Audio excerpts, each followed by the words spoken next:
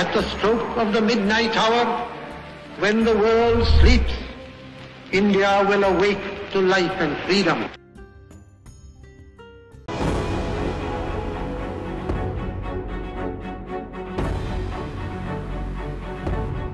ಅಜ್ಮೀರ್ ನಗರದ ಮಧ್ಯದಲ್ಲಿರುವ ರಾಜ್ಯ ವಸ್ತು ಸಂಗ್ರಹಾಲಯವನ್ನ ಅಜ್ಮೀರ್ ಕೋಟೆ ಎಂದು ಕರೆಯುತ್ತಾರೆ.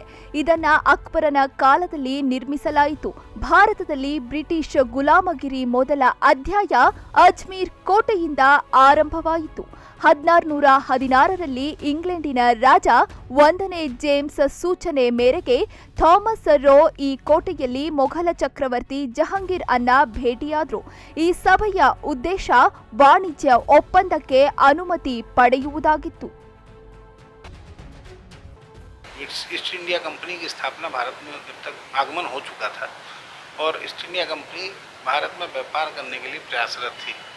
इसी क्रम में सर थॉमस रो जो कि ईस्ट इंडिया कंपनी के प्रतिनिधि और वहाँ पे इंग्लैंड के राजा के राजदूत बनकर यहाँ आए थे और उनको ये जिम्मेदारी सौंपी गई थी कि किसी प्रकार से भारतीय जो भारत में जो प्रमुख जो डायनेस्टी थी मुस्लिम डायनेस्टी मुगल्स उनके राजा से व्यापारिक जो है फरमान लिया जाए, उनसे व्यापार करने की अनुमति प्राप्त की जाए.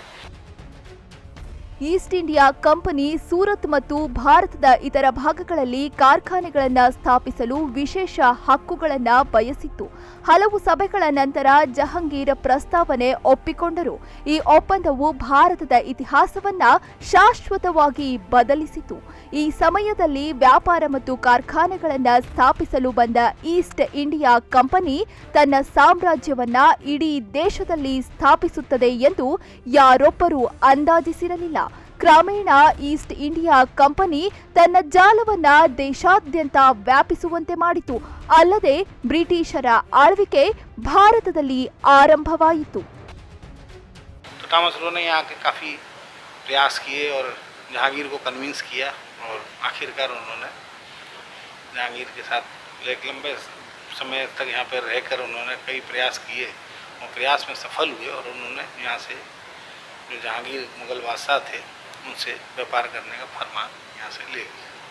इस प्रकार हम कहें कि ईस्ट इंडिया कंपनी का जो ऑथेंटिसिटी जो व्यापार करने की इसकी शुरुआत इसी किले से यहीं के इस जगह से होती है. ಅಜ್ಮೀರ್ನಲ್ಲಿ ಚೌಹಾಣ ರಾಜವಂಶದ ಬಳಿಕ ರಜಪೂತ, ಮೊಘಲ್, ಮರಾಠರ ನಂತರ ಪೃಥ್ವಿರಾಜ ಚೌಹಾಣನ ಆಸ್ಥಾನವಾಗಿದ್ದ ಅಜ್ಮೀರನ್ನ ಕೊನೆಗೆ ಬ್ರಿಟಿಷರು ಆಳಿದ್ರು. ಈ ಕೋಟೆಯು ಅನೇಕ ಐತಿಹಾಸಿಕ ಘಟನೆಗಳಿಗೆ ಸಾಕ್ಷಿಯಾಗಿದೆ.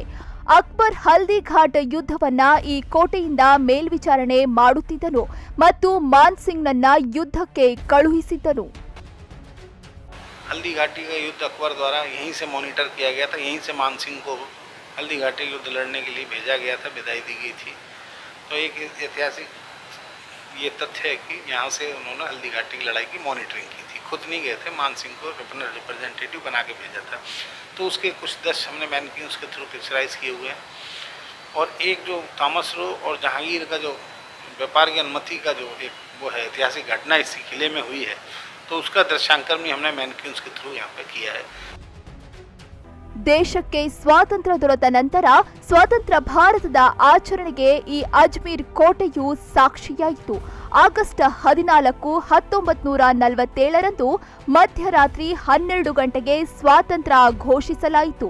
ನಂತರ ಕಾಂಗ್ರೆಸ್ ಅಧ್ಯಕ್ಷ ಜಿತ್ಮಾಲ್ ಲುನಿಯಾ ನೂರಾರು ಜನರ ಸಮ್ಮುಖದಲ್ಲಿ ಈ ಕೋಟೆಯ ಮೇಲೆ ಬ್ರಿಟಿಷರ ಧ್ವಜವನ್ನ ಕೆಳಗಿಳಿಸುವ ಮೂಲಕ ತಿರಂಗ ಏರಿಸಿದರು. और जब भारत आज़ाद हुआ तो चूँकि इस पूरे इलाके में आसपास के काफ़ी रिहायशी इलाका था, आसपास कई गणमान्य लोग रहते थे और भारत के आज़ादी के संघर्ष में शामिल स्वतंत्रता सेनानी वगैरह काफ़ी यहाँ आसपास के घरों में निवास था.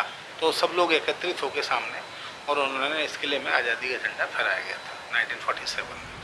ರಾಜಸ್ಥಾನದ ಅಜ್ಮೀರ್ ಕೋಟೆ ದೇಶದ ಇತಿಹಾಸದಲ್ಲಿ ಅತ್ಯಂತ ಮಹತ್ವದ ಪಾತ್ರ ವಹಿಸಿದೆ.